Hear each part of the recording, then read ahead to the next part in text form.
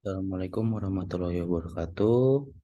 Pada kesempatan kali ini saya akan share screen terkait dengan ujian akhir semester mata kuliah Cyber Law kelas A mengenai materi pertama kelas Cyber Law, pengertian, lalu karakteristik, asas, dan lain sebagainya. Sebelum itu saya akan share screen terlebih dahulu.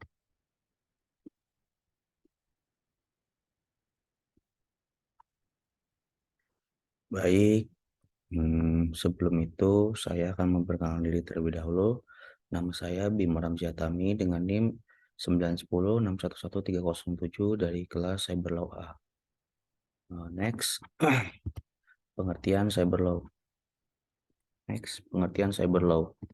Cyber Law adalah aspek hukum yang ruang lingkupnya meliputi setiap aspek yang berhubungan dengan orang perorangan atau subjek hukum yang menggunakan dan memanfaatkan teknologi internet yang dimulai pada saat mulai online dan memasuki dunia cyber atau maya.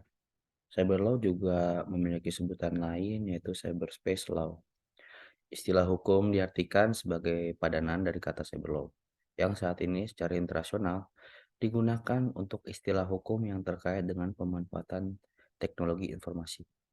Istilah lain juga digunakan yaitu hukum teknologi informasi atau dalam bahasa Inggris disebut dengan Law of Information Technology, hukum dunia maya dan hukum maya antara. Secara akademik, cyber law ini belum menjadi teknologi yang umum.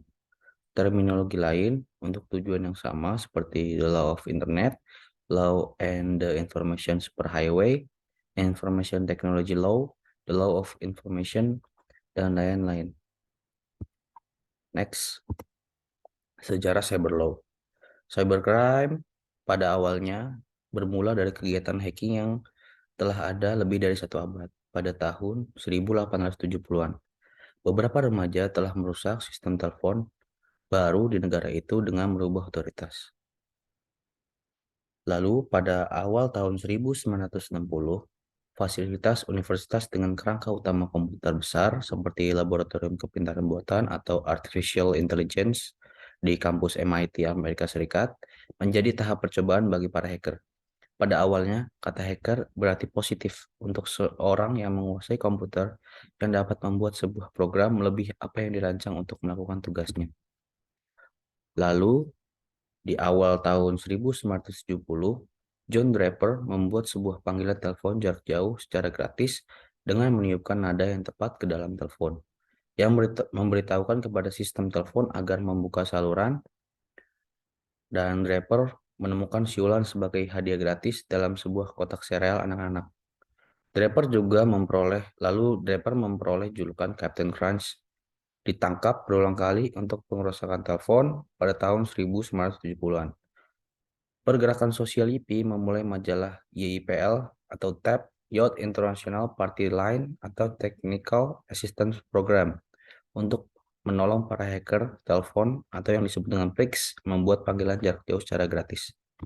Next, ruang lingkup cyber law. Menurut Jonathan Rosener pada tahun 1997, membagi ruang lingkup cyber law dalam beberapa hal. Di antaranya yang pertama hak cipta atau disebut dengan copyright, trademark atau hak merek, pencemaran nama baik atau defamation, hate speech, penistaan, penghinaan fitnah, hacking viruses, illegal access atau yang disebut dengan penyerangan terhadap komputer lain, lalu pengaturan sumber daya internet atau regulation internet resources, privacy, kenyamanan pribadi, kehati-hatian, duty care, criminal liability, kejahatan menggunakan IT, procedural issues, yurisdiksi, pembuktian, penyelidikan, dan lain-lain, electronic contract, transaksi elektronik, pencurian lewat internet, pornografi robbery, pencurian konten pornografi, consumer protection, perlindungan konsumen, dan e-commerce, e-government, manfaatan internet dalam keseharian. Next. Lalu asas-asas cyber law dibagi menjadi 6. Yang pertama yaitu ada subjective territoriality yang menekankan bahwa keberlakuan hukum ditentukan berdasarkan tempat perbuatan dilakukan dan penyelesaian tindak pidananya dilakukan di negara lain. Lalu yang kedua ada objective territoriality, yang menyatakan bahwa hukum yang berlaku adalah hukum di mana akibat utama perbuatan itu dan memberikan dampak yang sangat merugikan bagi negara yang bersangkutan. Yang ketiga ada nationality, yang menentukan bahwa negara mempunyai jurisdiksi untuk menentukan hukum berdasarkan kewarganegaraan pelaku. Yang keempat, passiva nationality, yang menekankan jurisdiksi berdasarkan kewarganegaraan korban. Yang kelima ada protective principle, yang menyatakan berlakunya hukum didasarkan atas keinginan negara untuk melindungi kepentingan negara lain dari kejahatan di luar wilayahnya, yang umumnya digunakan apabila korban adalah negara atau pemerintah. Dan yang terakhir dari asas cyber law ada universality. Asas ini memperoleh perhatian khusus terkait dengan penanganan hukum kasus-kasus cyber law. Asas ini disebut juga sebagai universal interest jurisdiction. Pada mulanya, asas ini menentukan bahwa setiap negara berhak untuk menangkap dan menghukum para pelaku pembajakan. Asas ini kemudian diperluas sehingga mencakup pula kejahatan terhadap kemanusiaan crimes. Crimes against humanity, misalnya penyiksaan, genocide atau genosida, pembajakan udara, dan lain-lain sebagainya. Meskipun di masa mendatang, asas yurisdiksi universal ini mungkin dikembangkan untuk internet privacy seperti computer cracking, carding, hacking and viruses. Namun perlu dipertimbangkan bahwa penggunaan asas ini hanya diberlakukan untuk kejahatan. Next, ada karakteristik cyber law.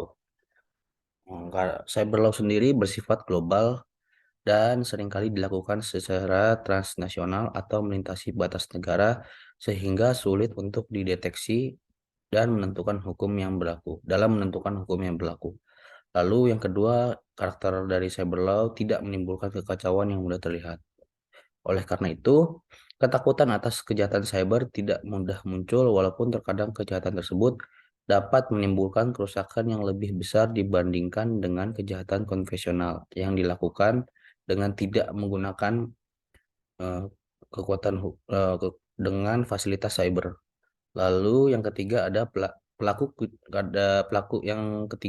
kejahatan cyber tidak mengenal usia dan bersifat universal. Bahkan nggak jarang diantaranya masih anak-anak maupun remaja. Penggunaan teknologi informasi yang masih sulit dimengerti oleh orang-orang yang tidak menguasai seluk-beluk dari dunia cyber sendiri dapat menimbulkan kerugian material maupun non-material seperti waktu, uang, barang, kerahasiaan informasi, bahkan martabat dan harga diri. Next, eh, berikut cara-cara penanggulangan di cyber law itu sendiri. Yang pertama adalah mengamankan sistem. Langkah awal yang dilakukan para pengguna teknologi dalam upaya penanggulangan cybercrime sendiri adalah melindungi dari kejahatan dengan mengamankan sistem komputer. Namun kesadaran masyarakat dalam tingkat pengamanan semakin tinggi. Hal ini dapat kita lihat dari survei di CSI or FBI pada tahun 2003 menyatakan bahwa 99% dari 525 responden sudah menggunakan perangkat lunak antivirus. Tujuan utama dari sebuah sistem keamanan adalah mencegah adanya perusakan bagian sistem karena dimasuki seseorang yang tidak diinginkan. Lalu yang kedua dari cara penanggulangan cybercrime itu sendiri adalah penanggulangan yang bersifat global.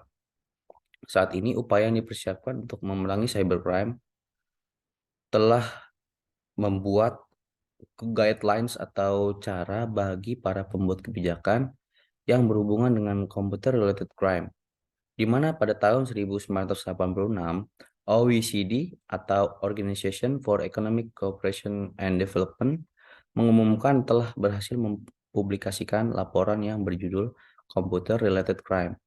Laporan itu berhasil dalam survei terhadap peraturan perundang-undangan negara anggota beserta rekomendasi perubahan penanggulangan computer related crime tersebut. Dari berbagai upaya yang dilakukan, jelas bahwa cybercrime membutuhkan global action dalam penanggulangannya. Yang ketiga ada perlunya cyber law. Di Indonesia sendiri terkait dengan cyber law, pemerintah sudah membentuk peraturan di, di mana diatur pada Undang-Undang Nomor 11 Tahun 2008 Namun pada pelaksanaannya, undang-undang ini banyak digunakan oleh pihak-pihak yang tidak dapat mempertanggungjawabkan perilakunya untuk membela diri, sehingga banyak orang-orang yang dirugikan atas perilaku yang dilakukan oleh para tersangkanya itu sendiri. Peraturan ini juga diperlukan karena begitu banyak pelanggaran yang dilakukan dalam dunia maya saat ini. Dan yang terakhir adalah perlunya dukungan lembaga khusus. Lembaga-lembaga khusus, baik milik negara maupun NGO atau non-government organization, sangat diperlukan sebagai upaya penanggulangan kejahatan internet. Amerika sendiri memiliki Computer Crime and Intellectual Property Section atau CCIPS sebagai divisi khusus dari US Department of Justice. Institut ini memberikan informasi tentang cybercrime, melakukan sosialisasi secara intensif kepada masyarakat, serta melakukan riset-riset khusus dalam penanggulangan cybercrime. Lalu pada pelaksananya di negara kita itu, negara Indonesia, memiliki IDC ERT atau Indonesia Computer Emergency Response Team. Unit ini merupakan point of contact bagi orang yang melaporkan masalah-masalah keamanan komputer di Indonesia. Sekian presentasi dari saya, kurang lebihnya mohon maaf. Wassalamualaikum warahmatullahi wabarakatuh.